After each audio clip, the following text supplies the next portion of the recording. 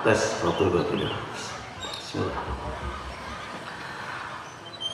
Alhamdulillah bihadihi yahtadil muhtadun wa bi ni'amihi yaskurus sakirun wa fi sabilihi yujahidul mujahidun.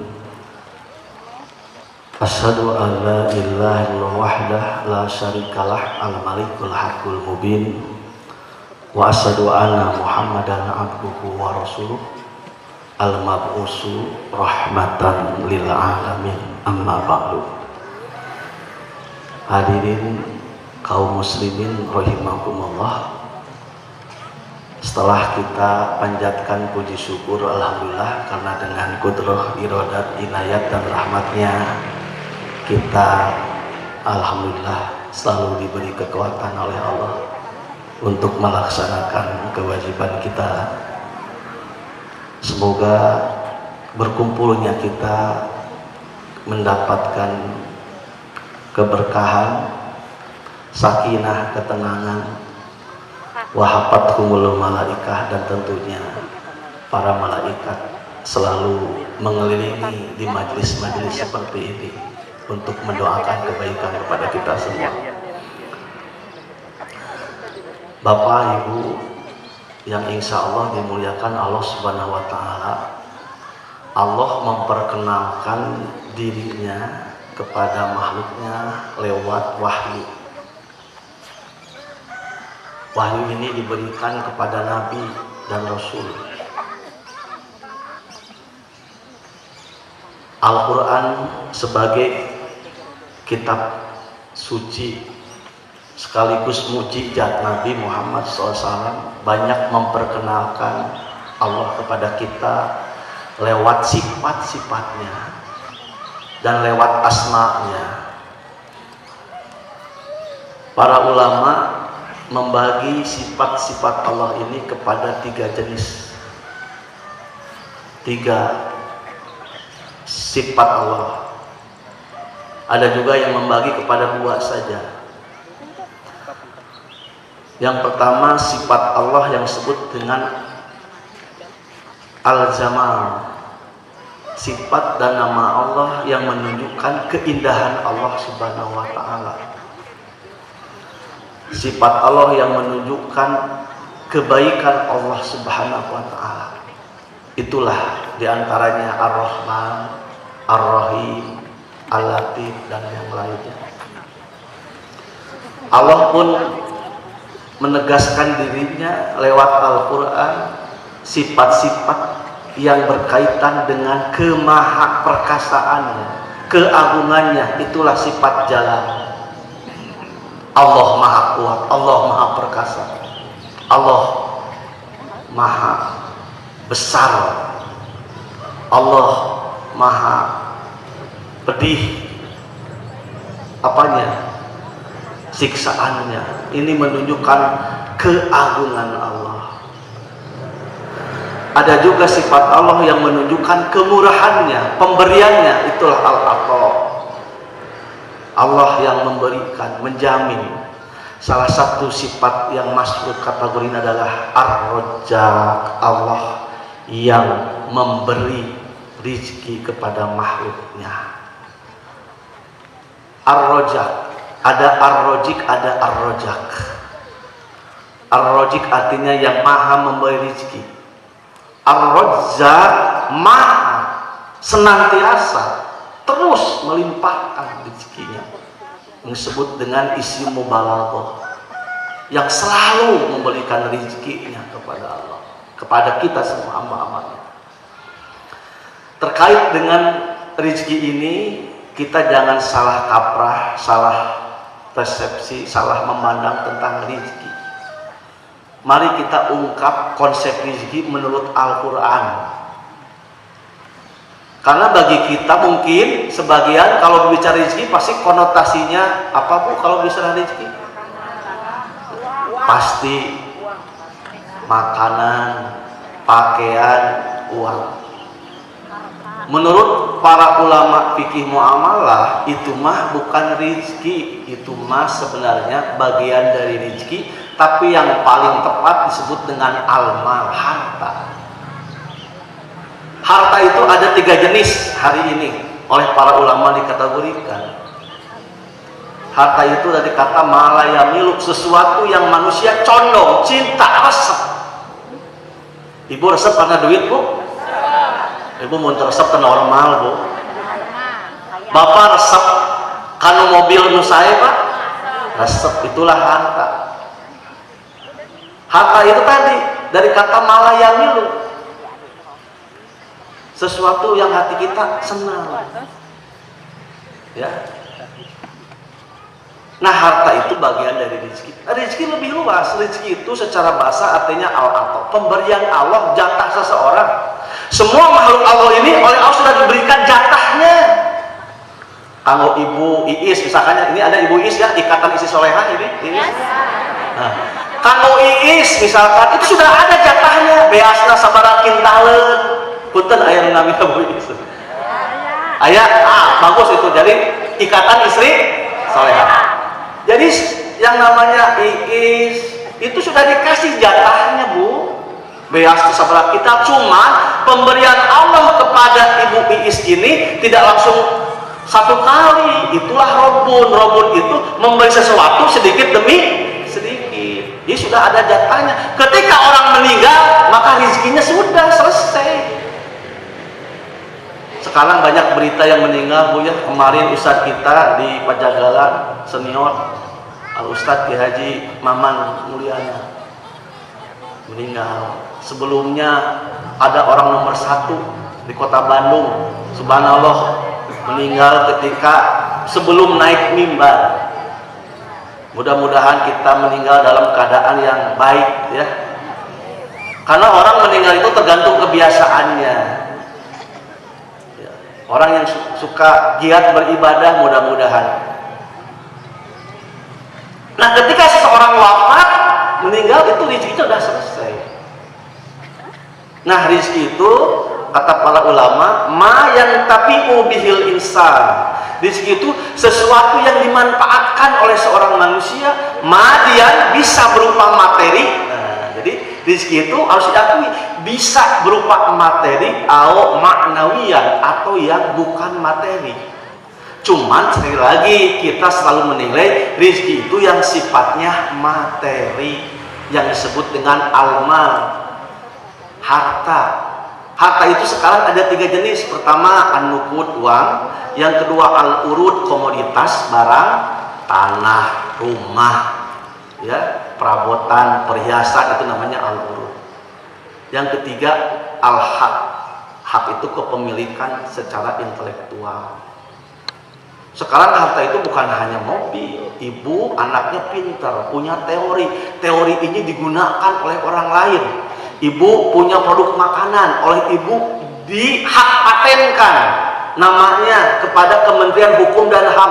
Dalam siapa yang memproduksi barang ini tanpa izin pemiliknya, maka itu akan dipidanakan. Itulah sebut dengan hak intelektual. Itu tuh harta, Bu. B.J. Habibie sekarang uangnya mengalir terus. Kenapa? Dari mana? Dari hak intelektualnya. Dia punya teori bagaimana supaya pesawat itu tidak retak. Jadi pesawat dalam ketinggian setinggi-tingginya tidak akan retak, akan seimbang. Itu hasil dari pikiran teorinya B.J. Habibie. Makanya perusahaan yang membuat teori ini harus bayar royalti kepada seorang B.J. Habibie. Itu namanya harta. Ya, harta itu lain enog, lain hayang wae, itu dimana baheula besek, lain nu kitu. Sekarang harta itu uang. Nah, sekarang uang pun telah berevolusi. Dulu uang itu dari kertas, dulu dirham dari logam mulia, sekarang ke kertas masih berlaku. Sekarang semua negara, semua pengusaha menuju uang digital. Yang disebut dengan currency, cryptocurrency atau e-money, electronic money, uang digital. Dulu dompet itu dari kulit, sekarang e-wallet, dompet digital. Itulah Oppo, itulah Dana, itulah kartu. Itu kartu-kartu yang ibu bawa kartu bisa memesan kue, bisa memesan di restoran, bisa bayar apapun. Itu namanya imani. Itulah kehidupan manusia, itulah harta, sesuatu yang dicintai oleh manusia. Bukan hanya barang saja. Nah, rizki itu ternyata bukan hanya harta, tetapi ma'nawiyan. Rizki pun, ingat kata para ulama, ini yang dilupakan, rizki pun adalah sesuatu yang sifatnya non materi. Apa saja? Yang pertama, al ilmu. Orang memiliki ilmu itu pun rizki. Anak bapak itu pintar. Anak bapak pintar, dengan kepintarannya dia menjadi bermanfaat ilmunya. Itu teh rizki, Pak. Anak ibu juga hafiz Quran, itu teh rizki, Bu.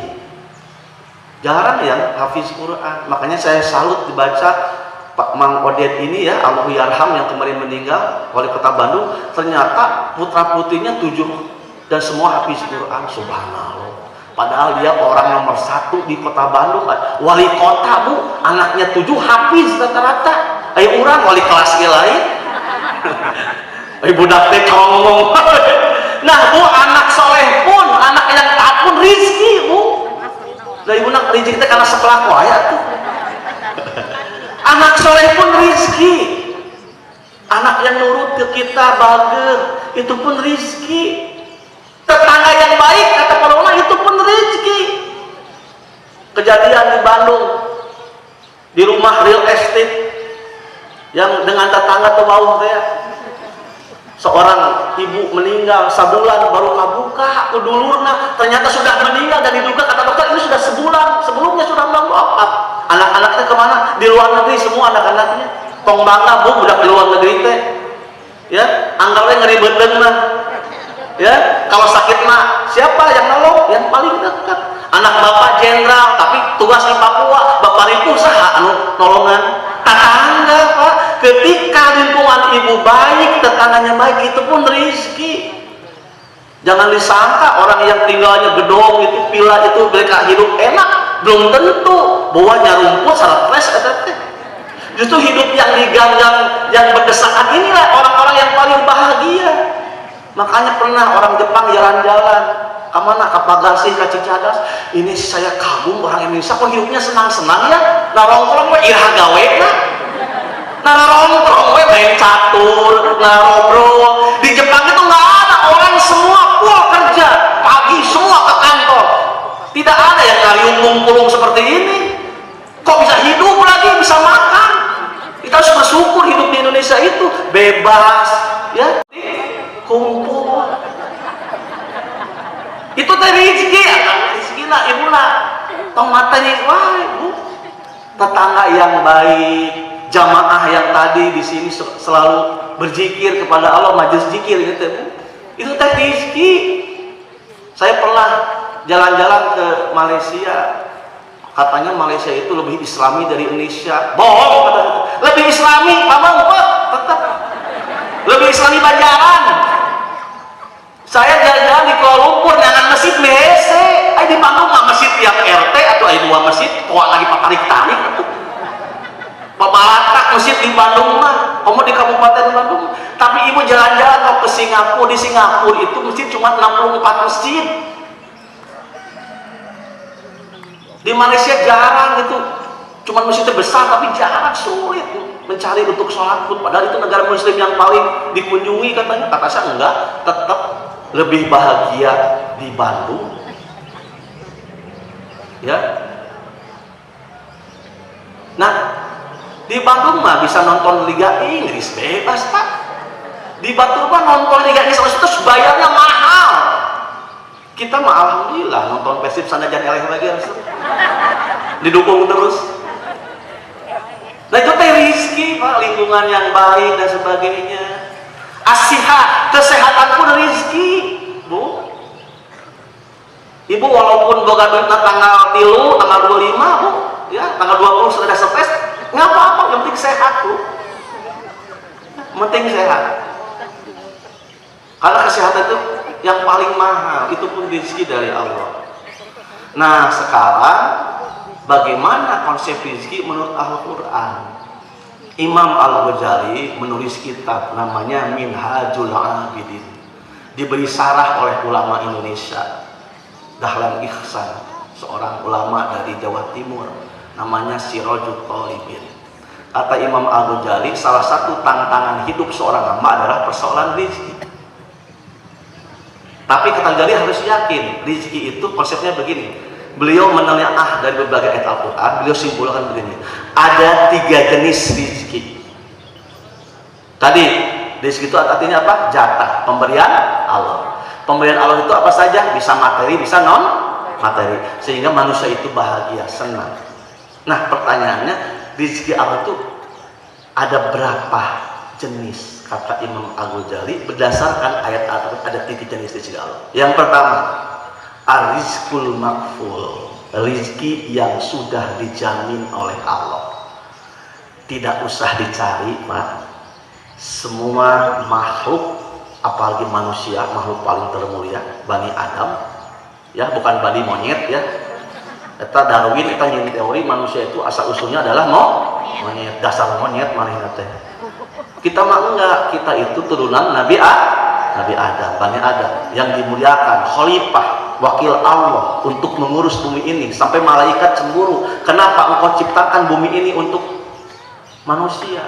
Takut manusia ini seperti makhluk yang dulunya, suka menumpahkan darah, suka berperang. Kejadian memang, ya, ada perang dunia ke-1, dunia kedua. Nah, intinya kita ini dimuliakan oleh Allah, masa tidak diberi jatah rezeki untuk hidup? Pasti dijamin. Makanya dalam Al-Quran sering kita mendapat sebuah ayat, wa ma min dabatin fil ard illa 'ala Allahi rizquha. Semua makhluk melata yang ada di muka bumi ini, Allah menjaminkan rezekinya. Bu, seekor semut lahir, ya, kurang makan lahir, alhamdulillah langsung kambing 2 tah lamun laki gitu, ya. Wah, itu rezeki. Kalau ada rezeki silahkan. Kalau perempuan 1 gitu, ya. Rezeki seekor nyamuk pun ada rezekinya. Rezeki nyamuk dari mana? Lewat darah ibu. Makanya tuh, Bu, ayah nyamuk entong ditepak kalunya, itu cuma gigit, ibu langsung membunuh, Bu. Adil nggak, Bu, itu? Adil nggak, Pak? Nyamuk itu cuma menggigit kita. Kenapa dibalas dengan pembunuhan, Pak? Kacida akan jelema.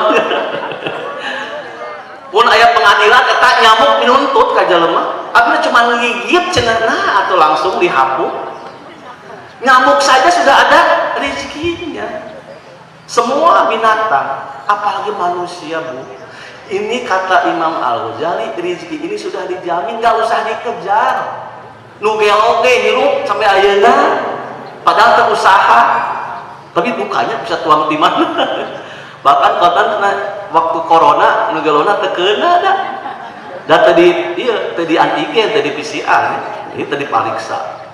Intinya apa? Jangan khawatir, Bu. Semua sudah ada rezekinya.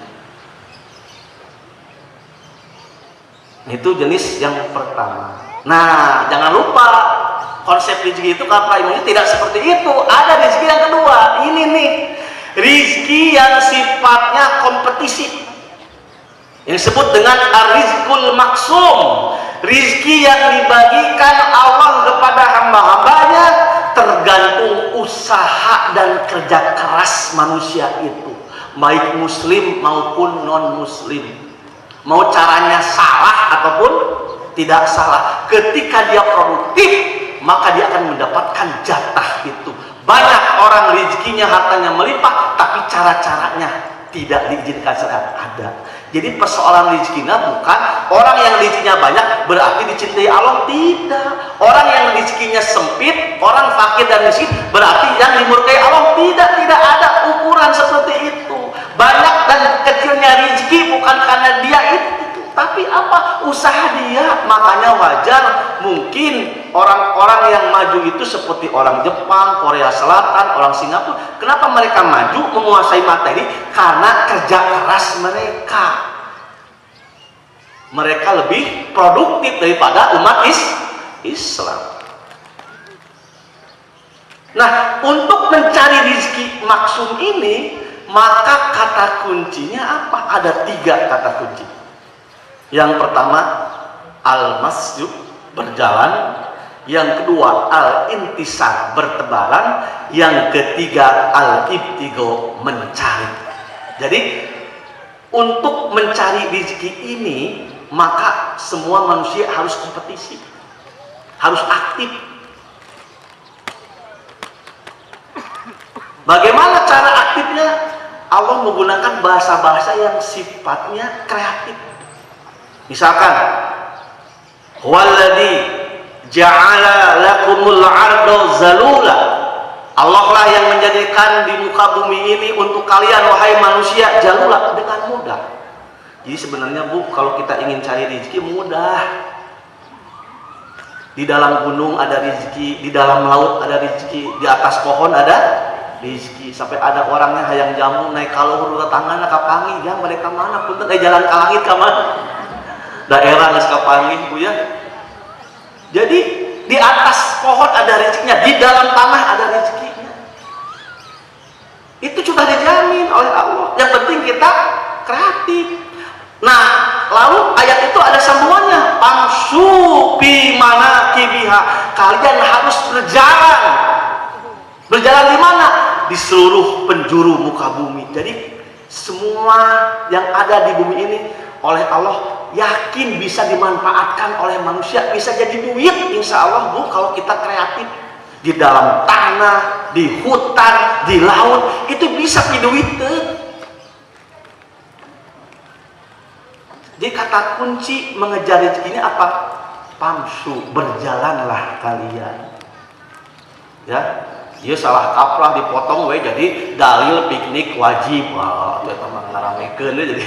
Maksudnya bukan piknik ini nih, pamsu. Umat Islam harus kreatif. Orang Amerika punya uang banyak dari mana? Dari jalan-jalan ke Papua. Mereka punya ilmu. Di Papua itu ada emas, potensi emas. Orang Indonesia, negara kita butuh Papua supaya direbut. Amerika mengizinkan hok kita rebut Papua Irian Barat tuh tiwalanda teh ku Amerika dibantuan bikin perjanjian dengan pemerintah kita dulu supaya tambang emas yang di Freeport itu milik perusahaan Amerika. Sampai sekarang emas di Papua digali terus tuh. Belum habis itu emas di Papua itu digali oleh PT Freeport itu. Emas itu di dalamnya. Orang Papuanya sendiri kan kasihan, masih seperti itu misalkan ya, masih pakai OTK gitu. Padahal yang punya emas, yang cerdas siapa aja teh? Orang Amerika cerdas, ya emas ya, tolong diganggu nah gitu ya. Dengan emas ini kan bisa membeli apapun dengan emas itu. Pamsu, berjalanlah kalian. Itu kata kuncinya. Yang kedua, al-intisar, manusia itu harus bertebaran, harus kreatif. Fa'idha kudiyatis sholat pantasiru fil hai laki-laki, kalau sholat Jumat sudah selesai maka bertebaranlah kalian di muka bumi. Jadi bapak kalau sudah sholat zikir ditutup dengan sholat sunnahnya, hok bertebaran lagi. Yang ke pasar, hok ke pasar lagi, buka tokonya. Ibu-ibu juga harus memperhatikan kebutuhan bapak. Yang mau makan, makan dulu. Yang ngojek dulu. Silahkan bertebaran. Cari rezeki Allah. Nah, kata kunci yang ketiga, ibtigo wabtagu min fadlillah. Carilah oleh kalian karunia Allah. Makanya wajar Allah mengingatkan tempat lain, ayat lain, wallahu faddala ba'dakum ala ba'din fir rizki. Tegas sekali. Allah lah yang melebihkan sebagian kamu atas sebagian yang lainnya dalam persoalan rezeki. Inilah kata Imam Al-Ghazali disebut ar-rizqul maqsum, rezeki yang harus dijemput oleh kita. Harus kreatif. Kenapa di Tasik desa-desa tertentu sejahtera? Karena kreatif, punya kerajinan tangan, Bu ya. Sanes nyopet kerajinan tangan kan ada. Kreatif. Rezeki jenis kedua ini harus dikejar dengan kerja keras, dengan bekerja. Nah, pertanyaannya, pekerjaan apa yang baik supaya mengejar rezeki ini? Dengan rezeki ini maka lahirnya ada kaya, ada miskin, ada sejahtera, ada prasejahtera. Negara pun sama, ada negara sukses, ada negara gagal, ada negara kaya, ada negara miskin. Itu sunatullah. Komunis punya pikiran supaya tidak ada dan kaya miskin, mari kita bikin masyarakat komunis, di mana kaum proletar dan kaum borjuis itu sudah ditiadakan. Semua adalah sama, semua urusan materi diatur oleh kebijakan negara. Gaji supir dengan gaji presiden sama, itulah masyarakat komunis. Cita-citanya bagus nggak, Bu? Bagus, ingin adil. Tetapi itu tidak bisa diwujudkan. Kenapa? Utopis, mimpi bikin masyarakat seperti itu nggak bisa, karena itu sudah sunatullah. Dalam sebuah masyarakat ada yang dilebihkan rezekinya, ada yang biasa-biasa. Kenapa? Karena tergantung kualitas usaha dan kerja keras mereka. Makanya Rasulullah tidak senang kalau pemuda itu nganggur, meminta-minta. Rasulullah tidak senang, tidak itu. Jadi kata kuncinya apa? Berjalanlah engkau di muka bumi, cari seluruh penjuru. Kalau anak ibu rezekinya bukan di Pamengpeuk, bukan di Banjarbu, cari di tempat lain. Cuma ini masalah mentalitas saja. Umumnya orang Sunda itu mentalitasnya hayang diumpul-umpulung. Makan nggak makan, yang penting kumpul. Eta mentalitas bangsa orang, khususnya orang Sunda. Kecuali orang Tasik dan orang Garut sok nyebar. Ya, orang Tasik jadi tukang kredit, ya. Orang Garut juga pedagang. Tapi rata-rata kita suka apa? Ada teman saya, Bu, alumni ITB, tapi ujung-ujungnya ngajar we. Orang sebagian menyangka, kunaon antum kan alumni ITB. Saya pernah kerja di Sumatera, di tengah hutan, gajinya lumayan lah 30 juta, tapi di tengah hutan, Pak. Karena teknik mesin kan, perusahaan tambang, gaji 30 juta, Bu. Aing ngajar cuman gaji 1,5 juta, tapi dia lebih nyaman ngajar ternyata. Padahal di Sumatera 30 juta. Kenapa? Karena tidak nyaman. Dahar nasi padang wae kena asin. Ngeunah di dia gaji 1,5 juta bisa ngaliwat. Makanan enak. Nah, rezeki jenis kedua ini tergantung kualitas kita dalam bekerja. Makanya ada seorang sahabat bertanya, ya Rasulullah, wahai Rasulullah, ayul kasbi, usaha apa atyab yang paling baik? Ya Rasulullah, pekerjaan apa yang paling baik? Rasulullah menyebutkan dengan ungkapan umum, ini khusus. Nah, Rasul menjawabnya apa? Amalur rojuli biyadihi. Ini umum. Pekerjaan yang baik adalah amalur rojuli, pekerjaan seorang laki-laki biyadihi, dengan tangannya. Ini menunjukkan bahwa pekerjaan yang baik adalah pekerjaan berdasarkan usahanya, bukan meminta-minta. Yang penting dia mandiri.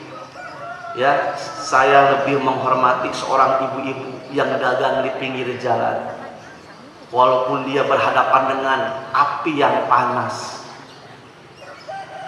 daripada seorang ibu-ibu yang pura-pura miskin datang ke kota ganti baju, meminta-minta di tengah jalan, pulang ke kampungnya membangun rumah dan sawah yang megah.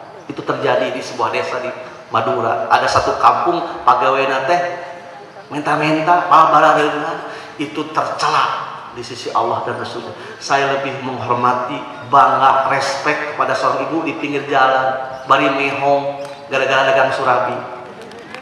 Dan rata-ratanya tukang surabina kunaon ini eueuhnya. Anu ngadoa. Saya lebih menghargai itu, Bu, seorang nenek demi menghidupi keluarganya, walaupun dia tadi mehong ku arang karena dagang surabi. Lebih mulia itu, apalagi seorang ibu-ibu. Karena Rasul menjawabnya apa? Pekerjaan apa Rasulullah yang baik? Amarur rojuli, pekerjaan seorang laki-laki. Kenapa disebut laki-laki? Karena umumnya yang mencari maisha, yang wajib menafkahi adalah laki-laki. Perempuan itu dimuliakan oleh syariat Islam. Ibu harus bangga, Bu. Ajaran Islam memuliakan perempuan. Ketika ibu berkeluarga, ibu tidak punya kewajiban mencari nafkah. Suami yang mencari nafkah. Tapi ibu tidak dilarang kalau bekerja, membantu keuangan keluarga. Kalau ada izin suami. Cek suami itu diizinan, bisa-bisa, ya, diizinan. Ya. Bahkan akhir zaman, sebuah hadis, nanti kelak di akhir zaman banyak perempuan-perempuan pandai berdagang. Artinya apa? Tidak menutup kemungkinan di akhir zaman seorang ibu lebih besar penghasilannya daripada seorang suaminya. Bisa jadi. Tapi tetap kewajiban nafkah adalah suami. Pekerjaan apa yang paling baik kata Rasulullah? Seorang laki-laki dengan tangannya. Akhirnya para mufasir, pesara hadis berdebat jenis pekerjaan apa yang paling baik. Imam Al-Mawardi mengunggulkan yang paling baik adalah petani katanya. Kenapa? Karena petani itu pekerjaan yang sangat tauhid. Kenapa? Petani itu tawakalnya paling tinggi. Dia kalau sudah nanam, ya udah memelihara, menjaga saja. Mudah-mudahan panennya sukses, tawakal tinggi. Deket jeung Allah na petani mah loba doa petani mah. Gitu. Ada sebagian ulama mengumpulkan pekerjaan yang baik adalah pedagang. Kenapa? Karena Rasulullah adalah seorang pedagang. Makanya dalam hadis itu wa kullu bai'in mabrur, dan setiap jual beli yang bersih yang mabrur. Yang mabrur itu bukan haji saja, Bu. Jual beli pun harus mabrur. Apa jual beli mabrur? Jual beli yang tidak dinodai dengan dosa, dengan riba, dengan menipu. Nah itu yang terbaik. Ibu jual belinya itu bersih dari unsur-unsur penipuan. Jual belinya itu sah. Maka ibu termasuk orang yang sebaik-baiknya bekerja. Nah, rezeki yang kedua ini tergantung kualitas anak-anak kita. Makanya investasi supaya mereka karirnya bagus, pendidikannya yang layak. Kalau anak itu tidak mau pendidikan sampai tinggi, ya udah atuh, usahanya dibantu, motivasi. Kenapa? Banyak. Pertama ada faktor kultural, budaya. Ada sebuah desa budaya nate miskin, diberi konsep naon ge miskin ku negara. Kenapa? Karena mentalnya sudah miskin. Lamun panen poya-poya, mun panen teh nya poya-poya, ya, hiburan. Ketika paceklik ngajual imah, ya, ngagadekeun pamajikan, sampai gitu. Diberi program naon ge eta mah mentalitas. Makanya para motivator kayak itu lebih baik dari sisi mentalitas. Termasuk orang menjadi entrepreneur, pengusaha, mentalitasnya harus benar-benar mentalitas pebisnis. Ciri dari entrepreneur itu apa? Berani mengambil resiko. Bu, pedagang yang hebat rata-rata tadi kan berani mengambil resiko. Mun jelema sieunnan loba kasih tong jadi pedagang, tong jadi pebisnis. Pedagang cendol sieun kahujanan. Dek bisnis lele sieun pararae, geus atuh sare we di imah gitu. Harus berani menghadapi resiko, tapi harus terukur resikonya. Semakin tinggi resikonya, semakin tinggi profitnya, keuntungannya. Itu teori bisnis. High risk, high return. Semakin resiko bisnisnya tinggi, maka keuntungannya tinggi. Ibu kalau dagang resikonya kecil, lamun tepayu dagang saukoning tepayu tinggal dimakan we, sebagian bikin ke tetangga udah. Tapi kalau ibu menjadi pebisnis, bagaimana produk itu tersebar di berbagai toko, itu bisa laku. Tapi resikonya tinggi, modalnya besar, ya, tetapi untungnya besar. Itulah teori bisnis. Itulah rizqul maksum. Rizki jenis kedua ini tergantung kualitas anak-anak kita untuk berkompetisi, Bu. Makanya anak-anak terus ditimpa mentalitasnya kalau ingin sukses mencari rezeki ini. Inilah yang membedakan nanti dari apa? Dari aset. Wajar. Makanya dalam Islam orang yang tidak punya apa-apa entong sirik karena jelema nu beungan. Dan dalam Islamnya tidak ada larangan kaya. Mana dalilna larangan kaya dalam Islam? Enggak ada. Yang penting mah dalam Al-Qur'an waladina yaknijuna az-zahaba wal fiddah wala yunfikuna fi sabilillah fabashirhum bi'adzabin alim. Itu saja. Barang siapa yang suka menyimpan, menumpuk emas dan perak lalu tidak menginfakkannya di jalan Allah, sampaikan Muhammad kepada mereka apa? Azabku sangat pedih. Ummu Salamah kaget dengan ayat itu. Ya Rasulullah, saya punya emas banyak. Apa saja emasnya? Kalung saya emas. Itu gelang, maaf ya. Gelang saya emas, kalung saya emas, genge saya emas. Apakah saya termasuk dari ayat tadi orang yang suka menumpuk-numpuk harta? Tidak, kata Rasulullah. Idza adaiti zakatahu, kalau kamu sudah tunaikan zakatnya, palaisa bikanjin, kamu bukan orang yang menumpuk-numpuk harta. Seorang tabiin mengatakan, seseorang boleh punya emas segede Uhud, segede gunung, silahkan Bu. Yang penting keluarkan zakatnya. Ibu punya mobil banyak, punya rumah, silahkan. Yang penting ibu jangan lupa zakat, infak, sedekahnya, biar berbagi kepada yang lain. Itu tidak ada larangan. Makanya Abdurrahman bin Auf memang mentalnya mental pebisnis. Di Mekah hijrah dengan Nabi tidak punya apa-apa. Lalu Abdurrahman bin Auf dimuakhadkan dengan Robi, sahabat dari Ansor. Hei Robi, jadikan Abdurrahman bin Auf saudara. Berilah kesempatan untuk meraih rezeki. Kata Robi, Abdurrahman, engkau saudaraku sekarang, saudara seiman. Apa yang kamu inginkan? Saya punya istri 4, pilih mana satu yang paling cantik menurut kamu? Sampai begitu eta muakhadna teh. Saya banyak toko, pilih toko yang mana? Abdurrahman bin Auf, saya tidak butuh itu. Dullani ala suq, tunjukkan kepadaku mana pasar di Madinah. Akhirnya Abdurrahman bin Auf karena sudah mental pebisnis Bu, di Madinah teh survei heula, survei pasar. Bapak kalau bisnis itu survei dulu. Tong kahayang urang, ieu segala enak dijual, nu beuki. Survei pasar dulu, dan bisnis mah itu dulu. Kebutuhan pasar apa yang Anda dapatkan? Lalu segmentasinya siapa? Dia survei pasar dulu. Ternyata di Madinah itu jarang yang jualan mentega. Akhirnya dia punya relasi di Yaman. Akhirnya dia beli mentega dari Yaman, dijual di Madinah. Akhirnya dengan jualan mentega dia punya kekuatan modal. Dari mentega akhirnya dia jadi tukang kambing dan unta yang paling terbesar. Orang Yahudi pun gogodeg, tidak bisa bersaing dengan Abdurrahman bin Auf. Abdurrahman bin Auf kalau dagang bagaimana? 3 kata kuncinya. Pertama, beliau kalau cari untung sedikit. Yang kedua, beliau itu service excellent. Mau beli banyak, mau beli 1 ekor kambing, dijemput ke rumahnya. Itulah service excellent. Bahkan pernah dalam sebuah keterangan Abdurrahman bin Auf jual unta harganya sama, artinya tidak dilebihkan, cuman tolong beli talinya. Itu hebatnya Abdurrahman bin Auf, ngejual unta tetapi tidak mengambil keuntungan, cuman tolong beli talinya, dan talinya tuh warna-warni Bu. Ya lucu-lucu pokoknya. Jika ibu di sini kayak Iis di sini ikatan istri soleha, lucu-lucu warnanya teh, talinya tuh. Saya nggak usah lah, nggak harga modal, enggak, cuman tolong beli talinya. Semua konsumen ke Abdurrahman bin Auf. Orang Yahudi tidak bisa mengalahkan dagangnya Abdurrahman bin Auf. Beliau wafat dikonversi kurang lebih 3,5 triliun peninggalan harta beliau.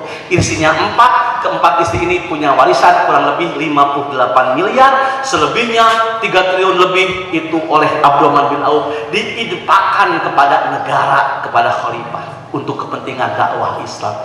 Jadi Abdurrahman bin Auf jadi pengusaha sukses, ambisinya besar, tidak dilarang oleh Nabi. Bahkan al-asraf fil jannah, ada 10 sahabat yang dia masuk surga, salah satunya Abdurrahman bin Auf. Saya lihat 10 sahabat itu 6 pengusaha.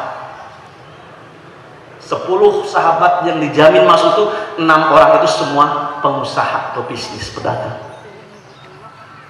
Nah, rizki yang kedua ini wayah nawayah tuh tidak bisa dengan berdiam diri di rumah, itu harus anak-anak kita harus menjemput rezeki ini. Yang terakhir tadi rezekina ustad ina atau rezeki andalan ustad ini, andalan kiai apa? Rizqul mau'ud, rizki yang dijanjikan oleh Allah, rizki yang datangnya tidak disangka-sangka. Ini mah iya rezekinya bangsa orang hanya dia rezekinya teh. Tapi tidak sembarangan. Rizki pemberian Allah ini diberikan kepada orang-orang tertentu. Kunaon kapungkurnya kiai di kampung ngajar jeung ngaji we, tapi rezekinya teh Bu di rumah teh pabalata makanan teh nya asa enaknya. Kiai na Bu 2 jam jadi beas kiai mah. Kan 7 pirangnya aya kiai 7 pirang. Ya, pada saat enak jadi kiai cenah tibatan nu lain. Kiai mah cauk 2 jam jadi. Ai batu manya hayang beas teh 3 bulan, kiai mah 2 jam. Buktina eta cenah mobil kiai tos ngaji langsung dipinuhan ku jamaah 2 jam kayak gitu. Nah, kadang-kadang kita juga suka cemburu, ada orang tidak punya pekerjaan tetap tapi rezekinya ada.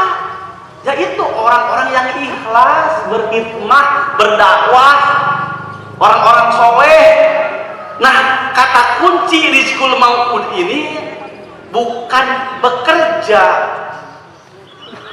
bukan semata bukan. Apa? Ada 4 kata kunci. Yang pertama, ahlut taqwa. Rizki yang tidak disangka-sangka ini akan diberikan kepada orang-orang yang benar-benar bertakwa kepada Allah.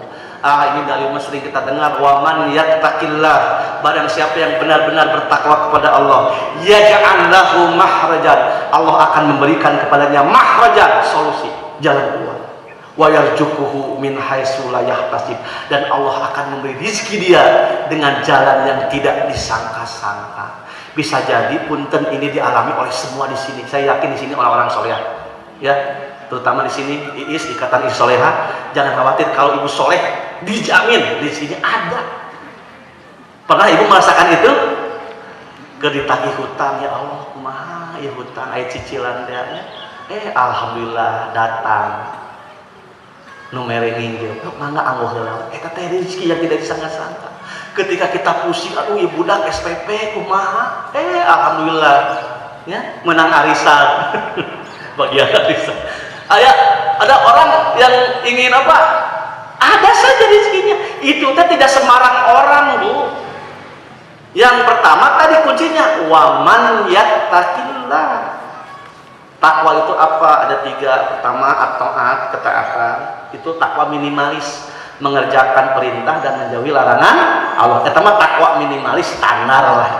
Yang kedua al-khauf, orang yang selalu takut kepada Allah, selalu merasa diawasi Allah, makanya tidak mau korupsi.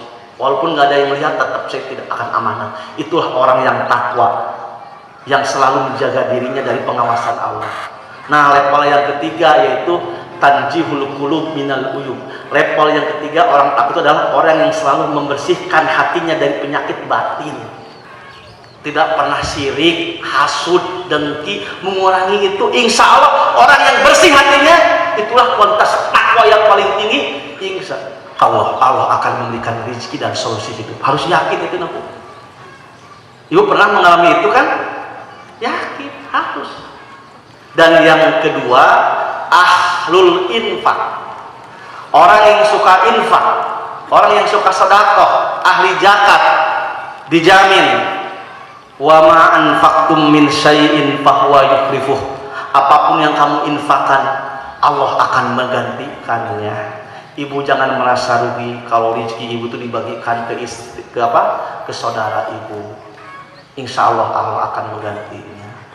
Seorang suami pun jangan merasa lelah, rugi gede, batik teh, profit teh dibagi ke, jangan. Allah akan mengekalkan rezeki anak-anak Anda saudara. Dan yang ketiga, ahlul tawakal. Orang yang tawakalnya hebat kepada Allah, maka Allah akan menjamin memberikan kecukupan. Wa man yatawakkal 'alallah fahuwa hasbuh. Barang siapa yang benar-benar hatinya bersandar kepada Allah, maka Allah akan cukupkan kepentingan keperluannya. Tawakal itu ada 2 rukun, kata Syekh bin Baz. Tawakal itu ada 2 rukun. Yang pertama, tawakal itu adalah tadi yakin hatinya bersandar kepada Allah. Yang kedua, wal ahdu bil asbab. Jadi tawakal itu ada 2 rukun. Al-mu'tamad ala Allah, selalu bersandar hatinya kepada Allah, yakin Allah akan memberikan kecukupan. Yang kedua, wal ahdu bil asbab. Syarat tawakal itu adalah wal ahdu, mengambil hukum sebab akibat.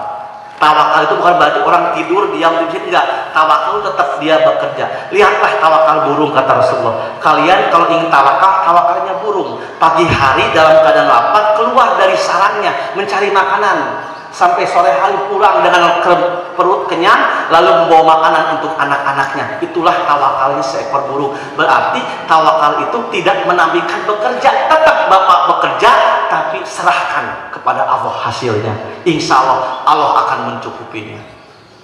Rasulullah itu ahli tawakal. Sehebat-hebatnya tawakal adalah Rasulullah. Tapi bagaimana sikap Rasulullah? Rasulullah ketika melakukan tawakal, tetap Rasulullah melakukan hukum sebab akibat.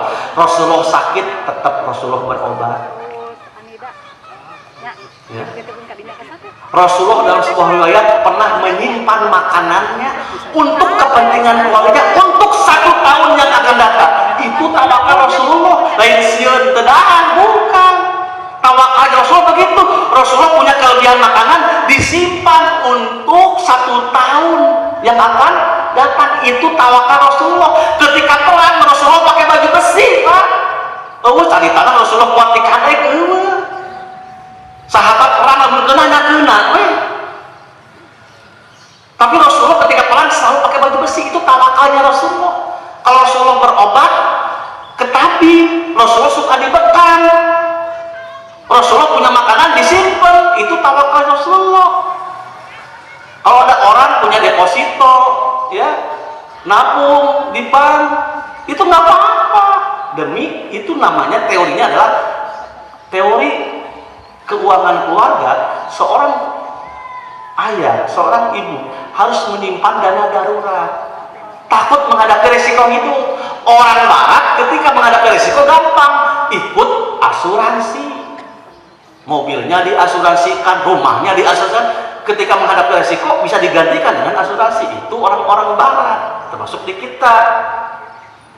Ada asuransi yang dikelola pemerintah, namanya BPJS. Ada asuransi yang dikelola oleh swasta. Yang swasta inilah yang banyaknya maisir, goron. Makanya ada asuransi syariah, ingin menghilangkan unsur maisir dan goron. Nah, orang ikut asuransi syariah misalkan, bukan berarti dia itu tidak tawakal. Dia tawakal, Pak.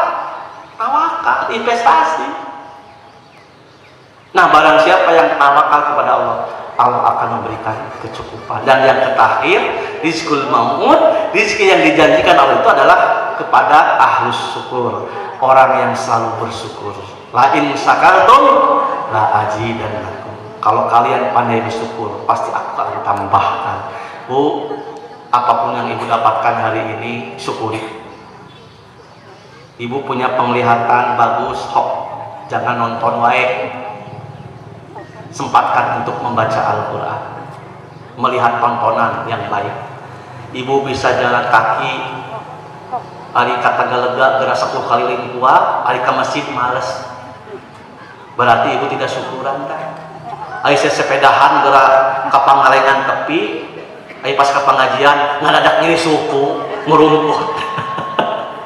Tak kita teh kesyukuran. Apapun sarana Allah yang berikan kepada kita, kita harus sesuaikan dengan ridho Allah. Nah, itu rezeki maut.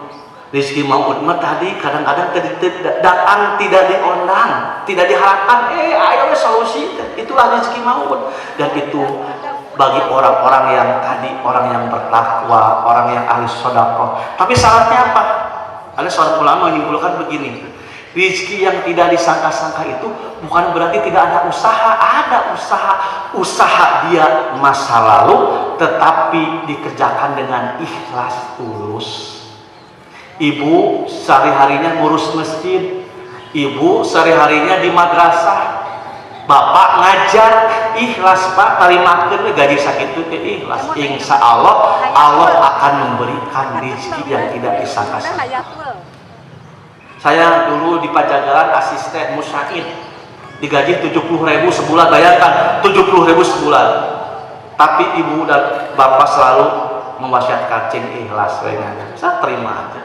Tapi alhamdulillah mengabdi di pesantren sampai hari ini rezeki itu selalu ada. Yang ngasih beasiswa, ya. Saya dapat rumah ini tak harus dinikmat, seharusnya harganya 1M, di diskonnya kalau saya jadi 50%, alhamdulillah, coba dicicil gitu ya. Itulah mungkin Bapak kalau ngabdi ke masyarakat, ya, ikhlaskan Pak. Kebaikan Bapak akan dibalas oleh Allah. Ini jaminan. Barang siapa yang tawakal, barang siapa yang bertakwa, barang siapa yang berbuat baik, Allah akan membalas kebaikan kita. Ini harus dengan iman, harus dengan yakin. Tapi jangan lupa tetap hukum sebab akibat mereka. Bisa jadi mereka dapat itu karena tadi jasa mereka di masyarakat. Banyak orang mendapat rezeki karena jasa ikhlasnya. Dan ibu ge lamun soal rezeki kan resep punya masihan kanu jalma soleh resep teu Bu? Resep itu soleh jami teh.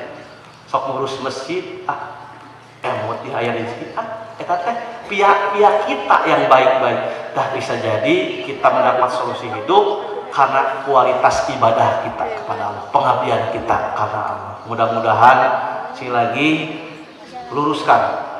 Allah sudah menjamin rezeki, harus yakin. Tapi ingat, Allah pun menuntut kita berusaha, karena itulah yang membedakan kualitas rezeki kita. Yang ketiga, ada rezeki yang Allah berikan kepada orang yang tidak diduga-duga karena keikhlasannya beribadah kepada Allah Subhanahu wa taala. Mudah-mudahan ada manfaatnya. Aqulu qouli hadza wa astaghfirullaha li wa lakum. Rabbana atina fid dunya hasanah wa fil akhirati hasanah wa qina adzabannar. Assalamualaikum warahmatullahi wabarakatuh.